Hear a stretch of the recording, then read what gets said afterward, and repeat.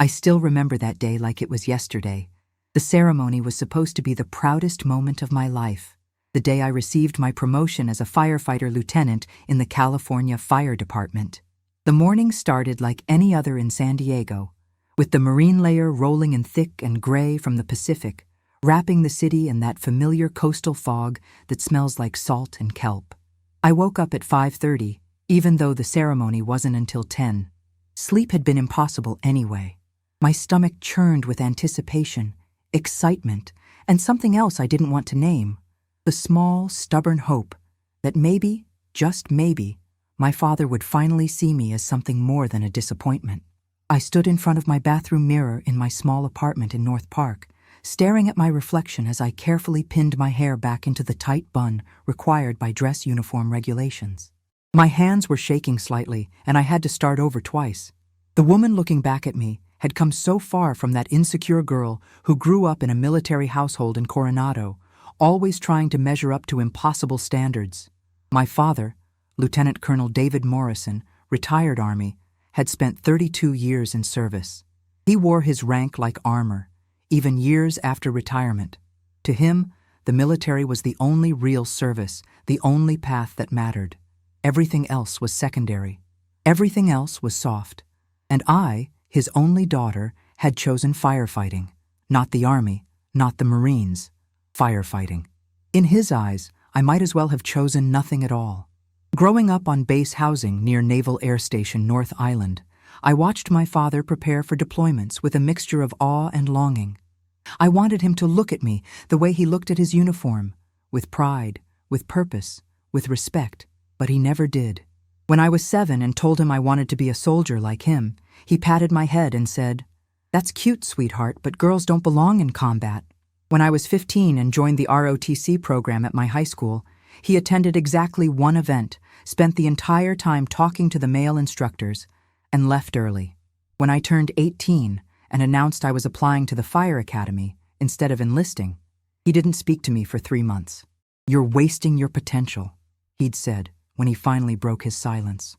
We were sitting in the backyard of my childhood home, the sound of jets taking off from North Island roaring overhead every few minutes. Firefighting isn't real service. It's glorified rescue work. You want to make a difference? Join the military. That's where real heroes are made. I tried to explain that firefighters save lives too, that we run into burning buildings while everyone else runs out, that we're first responders to car accidents, medical emergencies, natural disasters. But he'd just shaken his head, disappointment etched into every line of his weathered face. "It's not the same, Sarah. It'll never be the same." That conversation was 8 years ago. 8 years of proving myself, of working twice as hard as my male colleagues, of enduring the skepticism and the jokes and the assumptions that I'd gotten my position because of diversity quotas rather than skill. 8 years of hoping that one day my father would understand, that he'd be proud. The fire academy had been brutal. 120 days of physical and mental testing that pushed me to my absolute limits and then demanded more. I remember the first day, standing in formation with 43 other recruits in Lemon Grove, the August heat beating down on us like a hammer. The instructors walked up and down the line, sizing us up, making mental notes about who would make it and who would wash out. I was one of only 4 women in the class. By week 3, I was the only one left. The men didn't make it easy.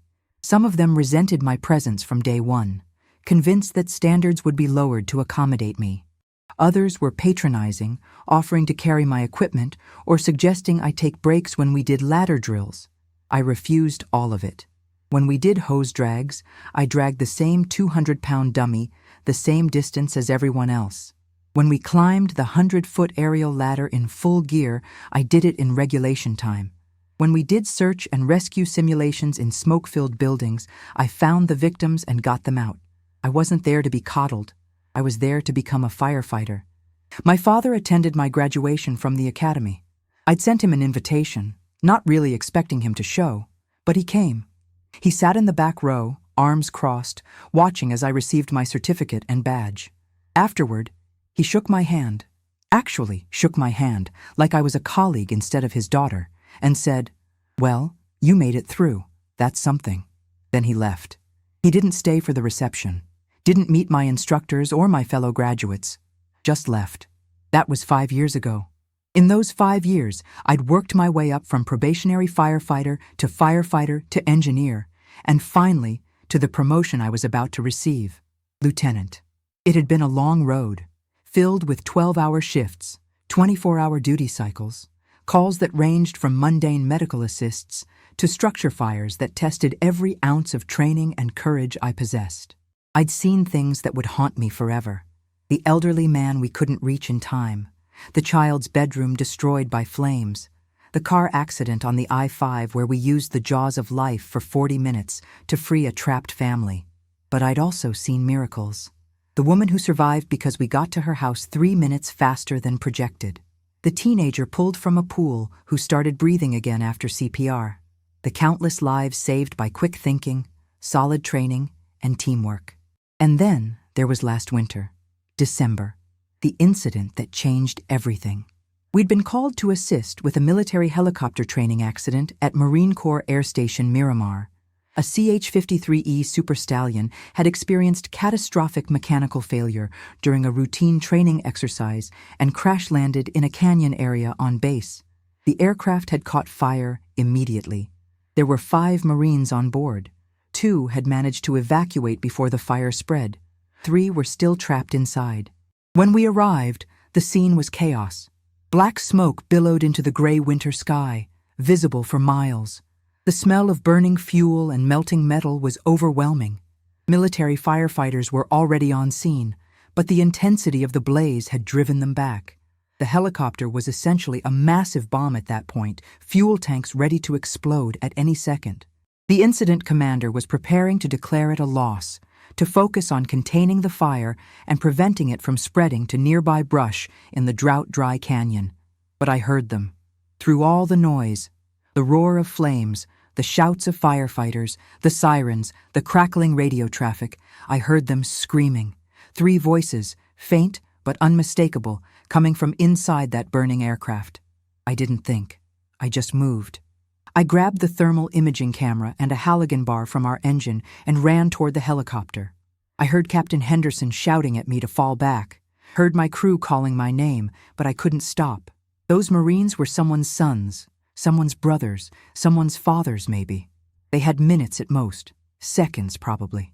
The heat was incredible, even through my turnout gear. I could feel it through my helmet, my gloves, my boots. Every instinct screamed at me to retreat, but I pushed forward. I found the crew door on the starboard side, partially blocked by debris. Using the halogen, I pried it open far enough to squeeze through. Inside was hell. Flames everywhere. Smoke so thick I couldn't see my hand in front of my face, even with the thermal camera. The temperature inside had to be over 1,000 degrees. My SCBA was the only thing keeping me alive. I found the first Marine almost immediately. He was pinned under equipment, unconscious from smoke inhalation.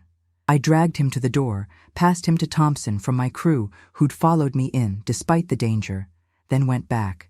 The second Marine was further back, conscious but disoriented, bleeding from a head wound. I grabbed him under the arms and hauled him toward the exit.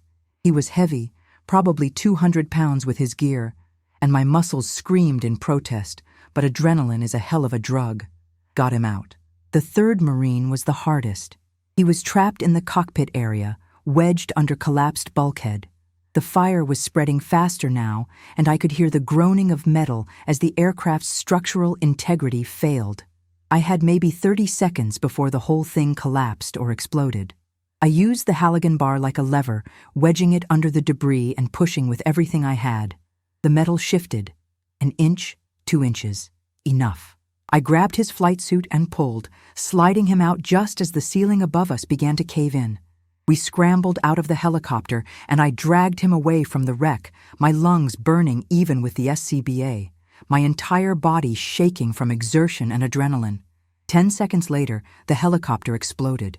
The fuel tanks finally went up, sending a fireball 200 feet into the air. If we'd still been inside, we'd have been vaporized. All 3 Marines survived. Burns, smoke inhalation, injuries from the crash itself, but they survived.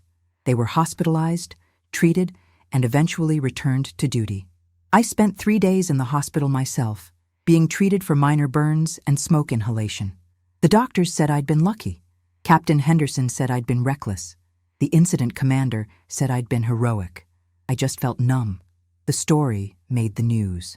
Female firefighter rescues 3 Marines from burning helicopter ran in the Union Tribune. Local TV stations picked it up. My phone buzzed constantly with messages and calls. But the one call I was hoping for never came. My father didn't reach out. Not a text, not a voicemail, nothing. I told myself I didn't care, that I'd stopped needing his approval years ago. But late at night, staring at the ceiling of my hospital room, I knew I was lying to myself. That was 10 months ago. In the months that followed, I threw myself into my work even harder. I took additional training courses in technical rescue, became certified in confined space operations, studied for the lieutenant's exam. When the promotion list was posted and my name was at the top, I felt a rush of pride and accomplishment that was immediately followed by that familiar ache. The knowledge that the person whose approval I wanted most would probably never give it. But I'd sent him an invitation to the ceremony anyway, because I'm apparently a glutton for punishment.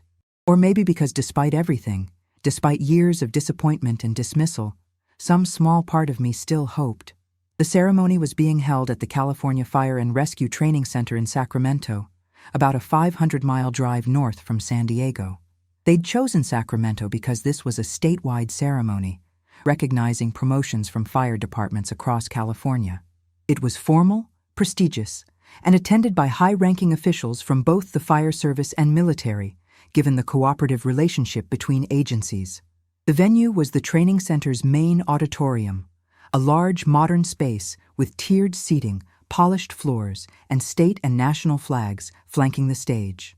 I arrived 2 hours early, my dress uniform pressed to perfection, my shoes shined until I could see my reflection in them. The auditorium was already buzzing with activity. Firefighters greeting colleagues from other departments, families finding seats, photographers setting up equipment, officials reviewing programs and speeches. The air smelled like floor polish and coffee from the large urns set up in the lobby. Someone had opened the large windows along the east wall, letting in the September morning air, still cool before the valley heat set in. My crew was there, of course. Captain Henderson, Thompson, Rodriguez, Chen. The people I'd worked alongside for years who'd become my family in ways my actual family never had. They found me backstage, where I was nervously adjusting my uniform for the 15th time. "You look great, LT," Thompson said, grinning. He was a big guy, former college football player with a perpetual smile and an optimistic outlook that somehow survived even the darkest calls. Very official, very intimidating. "I'm not a lieutenant yet," I reminded him, but I couldn't help smiling. "Technicality," Rodriguez said. She was leaning against the wall, arms crossed, looking casual in her dress uniform. Rodriguez had been my training officer when I first joined the department, had taken me under her wing and taught me everything from how to properly ventilate a roof to how to handle the inevitable harassment from those who didn't think women belonged in firehouses. She'd been promoted to captain herself 2 years ago. "You've been doing the job for months already. Today's just making it official." "Is your family here?" Chen asked. He was the youngest on our crew, barely 25, eager and talented. "My mom," I said, "and my aunt and uncle. My dad said he might come, but—" I trailed off, not wanting to finish that sentence. They all knew about my father. I'd never explicitly told them, but after years of working together, living together for 24-hour shifts, you learn each other's stories. They knew he was retired military. They knew he'd never approved of my career choice. They knew he was the reason I pushed myself so hard, worked longer hours, volunteered for the toughest assignments. Some psychological need to prove something to someone who would never be satisfied. "His loss if he doesn't show," Henderson said firmly. He was in his 50s, a 30-year veteran with gray in his beard and the calm authority that came from seeing everything there was to see in this job. "You earned this, Morrison, not because of quotas or politics or luck, because you're one of the best firefighters I've ever worked with." I felt my throat tighten with emotion. "Thanks, Cap." The ceremony began at 10 o'clock sharp. I sat with the other promotees in the front rows, arranged by department and rank. There were about 40 of us total. New captains, new battalion chiefs, new lieutenants. The auditorium was packed, easily 300 people in attendance. I scanned the crowd during the opening remarks, looking for my family. I spotted my mother in the 5th row, her silver hair unmistakable. My aunt and uncle were beside her, and next to them, stiff and uncomfortable in a suit jacket, was my father. He'd come. My heart did a stupid little flip. He'd actually come. The ceremony proceeded with formal military precision. The state fire marshal gave a speech about service and dedication. A representative from the governor's office read a proclamation. There was a video presentation about the fire service, set to swelling orchestral music. Then they started calling names. They went alphabetically, which meant I had to wait. Morrison. M's were in the middle. I watched as colleagues went up, received their new badges and certificates, posed for photos, returned to their seats to applause. My palms were sweating. My heart was pounding. I tried to focus on breathing, on staying present, on not thinking about the fact that my father was watching. "Sarah Morrison," the announcer finally called. "San Diego Fire Rescue Department. Promotion to lieutenant." I stood. My legs felt shaky, but I walked with purpose toward the stage, maintaining the bearing I'd learned from years of training and discipline. The auditorium applauded. I climbed the steps to the stage, where Fire Chief Martinez waited with my new lieutenant's badge and certificate. We shook hands. Cameras flashed. He said something congratulatory that I barely heard over the rushing in my ears. And then I heard it. Laughter. Not the warm, proud laughter of celebration. The mocking kind. The kind that cuts. I looked toward the sound. My father was standing, and he was laughing. Not loudly, but clearly. That dismissive, derisive sound I'd heard too many times in my life. The applause faltered. People turned to look. Chief Martinez paused mid-handshake, confusion crossing his face. My father's voice carried clearly in the sudden quiet. "Well, this is something, isn't it? My daughter, a lieutenant." He emphasized the word mockingly. "Tell me, sweetheart, how many boxes did you have to check to earn this? How many quotas did they need to fill?" The auditorium went completely silent. I felt like I'd been punched in the stomach. Every eye in the room was on me, on him, on this moment that was supposed to be triumphant and had suddenly become humiliating. He wasn't done. You want to know what real service looks like? It's not playing dress-up and putting out kitchen fires. It's combat. It's deployment. It's sacrifice that actually matters. His voice was steady, conversational, which somehow made it worse. But I guess they needed more women on the team, didn't they? Got to meet those diversity requirements. Never mind actual merit. My mother grabbed his arm, hissing something I couldn't hear. He shook her off. I stood frozen on that stage, my new badge clutched in my hand, unable to move or speak or even breathe. This was my worst nightmare made real. After years of proving myself, of working myself to exhaustion, of saving lives and earning respect, my father had reduced it all to this. To tokenism, to pity promotions and diversity quotas. I felt tears burning behind my eyes and blinked them back furiously. I would not cry, not here, not in front of everyone, not in front of him. The silence stretched, thick and suffocating. Someone in the audience coughed uncomfortably. Chief Martinez looked at me, uncertain what to do. I opened my mouth to say something, anything, to defend myself, but no words came. And then someone else moved. A man in military dress uniform stood from his seat in the 3rd row. I'd noticed him earlier. You couldn't miss him. Full army dress blues, chest heavy with ribbons and decorations, the silver eagles of a colonel on his shoulders. He was in his late 50s, with steel gray hair cut military short, and the bearing of someone who'd spent decades commanding respect. I didn't know who he was, why he was at a fire department ceremony, or why he was now walking toward my father with slow, deliberate steps. The colonel stopped directly in front of my father. They were nearly the same height, but the colonel had a presence that seemed to fill the space, commanding without saying a word. The entire auditorium held its breath. When he spoke, his voice was calm, measured, and absolutely cold. "Sir, I'm going to need you to be very quiet now and listen to me carefully." My father opened his mouth, probably to ask who this person thought he was, but the colonel continued without giving him the chance. "The woman you just insulted in front of this assembly pulled 3 of my Marines out of a burning CH-53 helicopter last December at MKS Miramar. The aircraft was fully involved, fuel tanks seconds from explosion. She went into that inferno not once, not twice, but 3 times. She dragged 300 pounds of marine and gear through flames hot enough to melt aluminum. She risked her life without hesitation to save men she'd never met. The colonel's voice never rose, but every word landed like a hammer blow. Those 3 Marines are alive today because of her courage, her training, and her commitment to service. One of them was my nephew. He's 23 years old. He's going to get married next spring.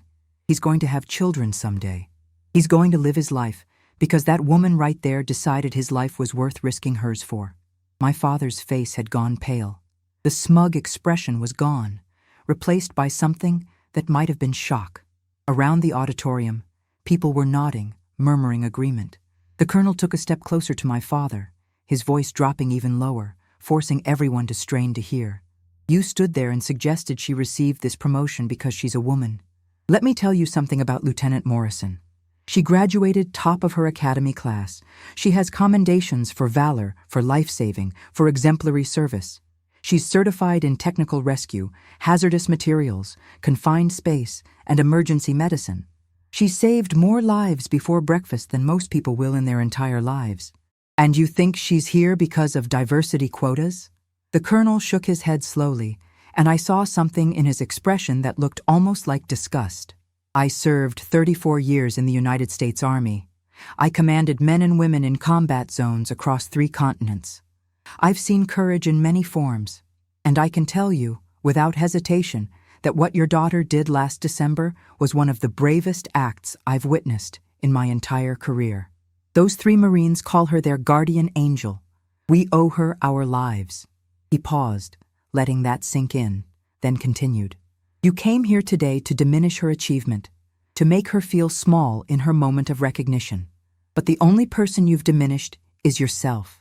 The only person who looks small right now is you. The silence that followed was deafening. My father stood there, his face now flushed red, unable to meet anyone's eyes. My mother had her hand over her mouth, tears streaming down her face. Around the auditorium, heads nodded in agreement. I heard someone say, "Damn right," softly from the back. The colonel turned away from my father and looked up at me on the stage. His expression softened.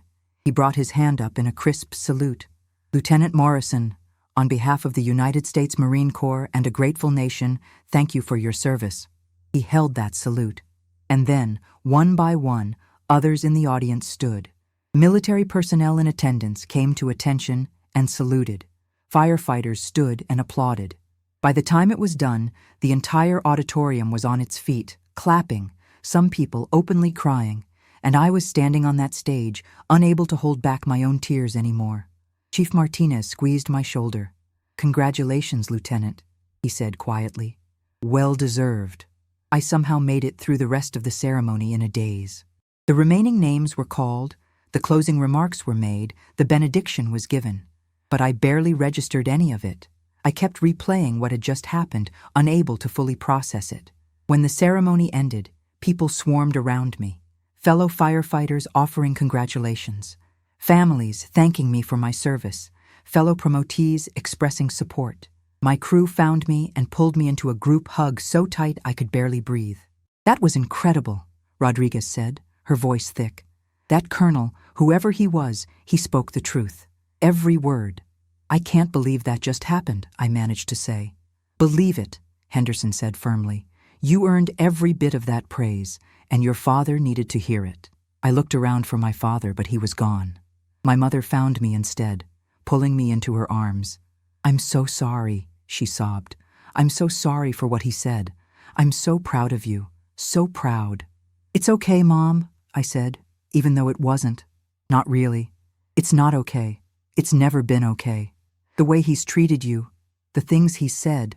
She pulled back, gripping my shoulders. "You are extraordinary, Sarah.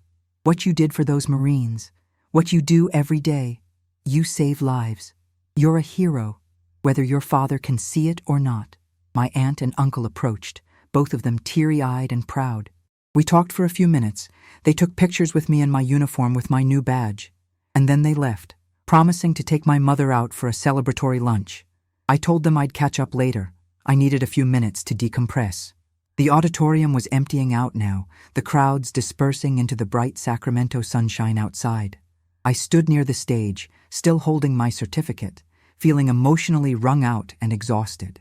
Part of me felt vindicated, validated in a way I'd never experienced. But another part felt hollow, realizing that even public defense from a decorated colonel, even recognition of genuine heroism, hadn't changed my father's essential inability to be proud of me. "Lieutenant Morrison?" I turned. The colonel was approaching, and up close I could see the details I'd missed from the stage. His nameplate read, Warren. His ribbons included multiple bronze stars, a silver star, a purple heart. This was a man who'd seen combat, who'd led soldiers through hell, who'd earned every piece of metal on his chest. "Colonel Warren," I said, coming to attention instinctively. He waved his hand. "At ease. I wanted to speak with you privately, if that's all right." "Of course, sir." We walked to a quiet corner of the auditorium, away from the few remaining stragglers. Colonel Warren's expression was kind now. The steely command presence from earlier softened. "I apologize if I overstepped," he said. "That wasn't my place, and I'm sorry if I embarrassed you." "You didn't," I said quickly. "You defended me when I couldn't defend myself. I don't know how to thank you for that." He shook his head. "You don't need to thank me. I spoke the truth. Every word I said was accurate." He paused. "My nephew, Lance Corporal Daniel Warren, wanted to be here today. He wanted to thank you in person, but he's currently deployed to Okinawa. He asked me to attend in his place to represent him and the other 2 Marines you saved, Corporal Jackson and Corporal Rodriguez." I felt my chest tighten. "How are they? Are they okay?" "They're thriving. Danny's made corporal since the accident. He credits you with giving him a second chance at life. Jackson's getting married in November. Rodriguez just had a baby girl. They're living their lives because you gave them the chance to." I didn't know what to say to that. How do you respond when someone tells you that you're the reason 3 people are still breathing? Colonel Warren seemed to understand. He continued gently. "I've spent my career around military families. I understand the pressure, the expectations. I saw your father's rank insignia, Lieutenant Colonel. That's not an easy shadow to grow up in." "No," I agreed quietly. "It's not. But here's something I learned over 3 decades of service. There are many forms of heroism, many types of sacrifice. Your father served his country in uniform, and that's honorable. But you serve your community every single day. You run toward danger while others flee. You save lives at risk to your own. That's just as valuable, just as important, just as worthy of respect." He reached into his jacket and pulled out a small box. "This is from Danny, Jackson, and Rodriguez. They wanted you to have it." I opened the box. Inside was a challenge coin, a military tradition, but this one was special, custom made. On one side was the Marine Corps emblem with the inscription, "Semper Fidelis, always faithful." On the other side was an image of a firefighter's helmet and the words, "Guardian Angel, 3 Marines forever grateful, December 2024. I couldn't stop the tears this time. They spilled down my cheeks as I held that coin, feeling the weight of it, the meaning behind it. "You gave them their lives back," Colonel Warren said softly. "Never doubt your worth, Lieutenant Morrison. Never let anyone diminish what you do or who you are." We talked for a few more minutes. He told me stories about his nephew, about the recovery process the Marines had gone through, about how the incident had affected not just them, but their families. Then he had to leave. He had a flight back to North Carolina where he was stationed. We shook hands, and he left me standing there with that coin clutched in my hand and a strange mix of emotions swirling in my chest. I went outside into the Sacramento September heat. The temperature had risen to the mid-80s, typical for the valley this time of year. The sky was brilliantly blue, not a cloud in sight. I found a bench under a large oak tree near the parking lot and sat down, needing a moment before I faced anyone else. I was sitting there, turning the challenge coin over in my hands, when I heard footsteps approaching. I looked up, and my father was standing there. He looked terrible, face still flushed, tie loosened, hands shoved in his pockets. We stared at each other for a long moment.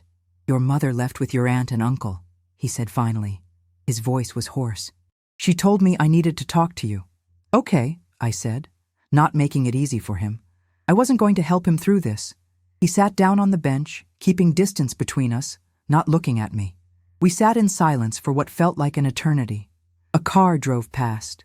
Birds sang in the oak tree above us. Somewhere in the distance, a siren wailed. I didn't know, he said eventually. About the helicopter, the Marines. I knew there'd been an incident, saw something on the news, but I didn't know you were involved. I told Mom, I said quietly. I thought she'd tell you. She did. He stopped, swallowed hard. I didn't want to hear it. I told her I didn't want to discuss your job. Of course he did. I closed my eyes briefly, feeling that familiar ache. I was wrong, he said, and those 3 words shocked me more than anything else that had happened today. I looked at him sharply. He was staring at his hands, jaw working like the words were being physically forced out. What I said in there, it was wrong, cruel, untrue. Yes, I agreed. It was all of those things. He flinched. Good. I don't know how to explain it. When you told me you weren't enlisting, that you were joining the fire department instead, I felt rejected. Like you were rejecting everything I stood for, everything I'd given my life to. Like you were saying the military wasn't good enough for you. That's not what I was saying at all, I protested. I just wanted to choose my own path, to serve in my own way. I know that now, or I'm starting to. But at the time, I couldn't see past my own pride.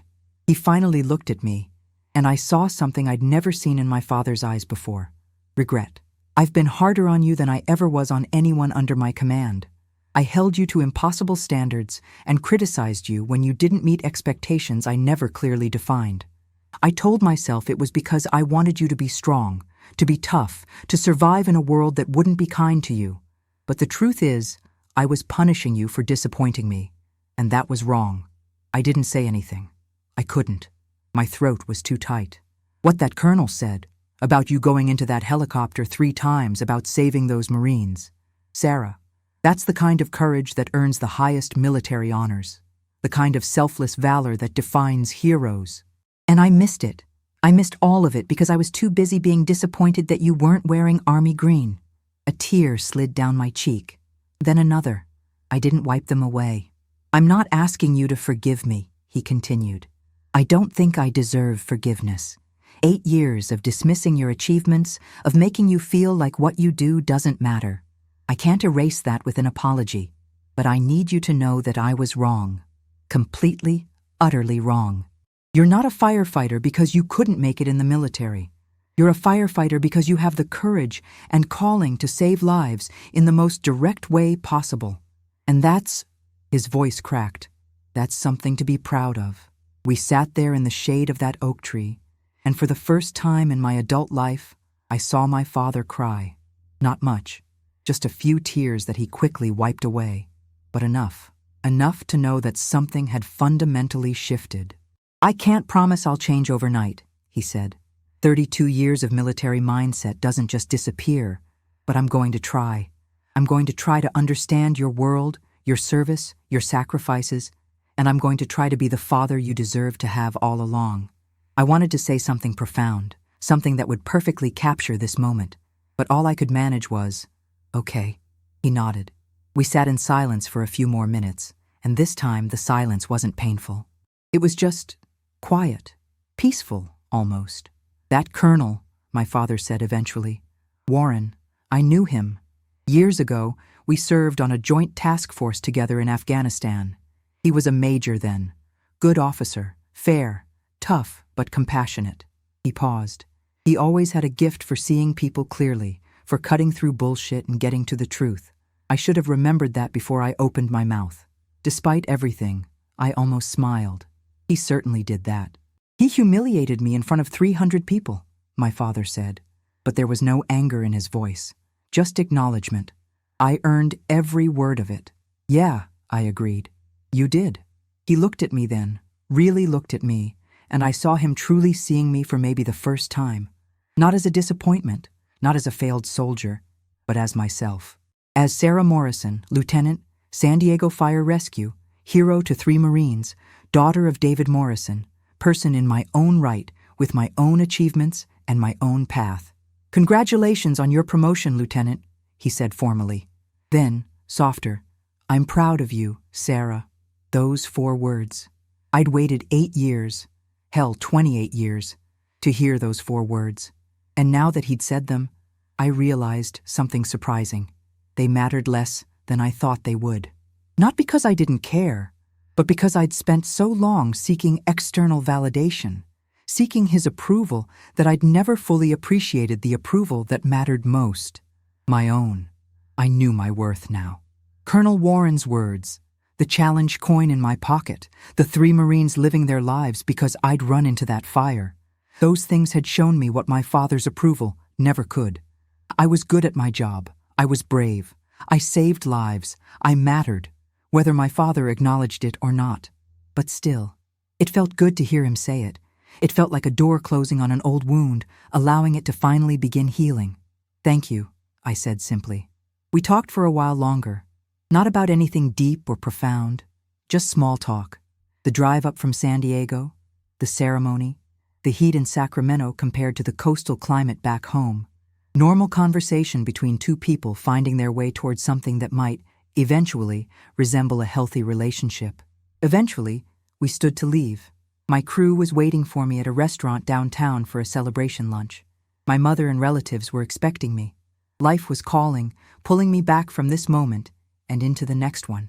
"Hey, Dad," I said, as we walked toward the parking lot. "Yeah? Those 3 Marines, Danny, Jackson, and Rodriguez. They're stationed at various bases, but they've talked about getting together sometime, maybe coming to San Diego. If they do, would you want to meet them?" He stopped walking and looked at me, surprise clear on his face. Then something softened in his expression. I'd like that very much." "Okay, I'll let you know if it happens." We reached his car, a silver sedan he'd bought after retirement. He paused before getting in. "Sarah, thank you for giving me another chance. We'll see how it goes," I said honestly. "Trust takes time to rebuild. I know, I'll earn it." He got in the car, started it, then rolled down the window. "And Sarah, the next time you do something incredible, because I know there will be a next time, will you call me? Let me know? Let me be proud of you properly?" I smiled, a real smile this time. "Yeah, Dad, I can do that." I watched him drive away, then stood there for a moment in the parking lot, the September sun warm on my face, the challenge coin a comfortable weight in my pocket. My phone buzzed with texts from my crew asking where I was, telling me to hurry up, that they'd already ordered appetizers. Normal life, normal friendships, the normal chaos of people who loved and accepted me exactly as I was. I thought about that day in December, about running into that burning helicopter while everyone else was running away. I hadn't thought about heroism or courage or proving anything to anyone. I'd just thought about 3 people who needed help and the fact that I could provide it. That's what this job was, really. Not glory or recognition or overcoming family expectations. Just helping people when they needed it most. As I walked toward my car, I realized that today had given me something more valuable than my father's approval, though that was certainly meaningful. Today had given me closure, validation, recognition not just from family, but from the people whose lives I'd saved, from military leadership, from my community. It had shown me that my path, the one I'd chosen despite all the opposition and doubt, was the right one. For me, and that was enough. That evening, after the celebration lunch with my crew and dinner with my family, I returned to my apartment in North Park. The fog had rolled in again, wrapping San Diego in its familiar embrace. I stood on my balcony, looking out over the city I'd sworn to protect, the city where I'd found my calling. Tomorrow, I'd go back to work with my new rank, my new responsibilities. There would be more calls, more emergencies, more opportunities to help people on the worst days of their lives. There would be structure fires and car accidents and medical emergencies. There would be long shifts and difficult decisions and moments of triumph and tragedy. That was the job. That was the life I'd chosen. And I couldn't wait. I pulled out the challenge coin Colonel Warren had given me, running my thumb over the engraved words. Guardian Angel. 3 Marines forever grateful. It would go on my desk at the station, I decided. A reminder of why I do this work. A reminder that every call matters, every decision counts, Every life is worth saving. My phone buzzed one more time. A text from an unknown number. This is Danny Warren. Colonel Warren gave me your number. Hope that's okay. Just wanted to say congratulations on your promotion. And thank you again for giving me my life back. You're my hero, Lieutenant Morrison. Semper Fi. I saved his number and typed back. Thank you, Danny. Stay safe over there. And it's just Sarah. His response came quickly. Thank you, Sarah, for everything. I put my phone away and stood there on my balcony as the fog swirled and the city lights began to glow in the gathering darkness. Somewhere out there, 3 young Marines were living their lives, falling in love, having children, serving their country, experiencing all the joy and pain and mundane beauty of existence. Because one cold December day, I'd made the choice to run toward danger instead of away from it. That's what heroes do, I realized. Not because they're seeking glory or approval or recognition, but because someone needs help, and they're in a position to provide it. It's that simple and that profound. I went inside, changed out of my dress uniform, and hung my new lieutenant's badge on the wall alongside my academy graduation photo and my department commendations. Tomorrow, I'd wear it to work for the first time. Tomorrow, I'd begin this new chapter of my career. Tomorrow, I'd continue doing what I've always done, saving lives, serving my community, and proving that worth isn't measured by someone else's approval, but by the lives we touch and the difference we make. And that, I finally understood, was enough. That was more than enough. That was everything.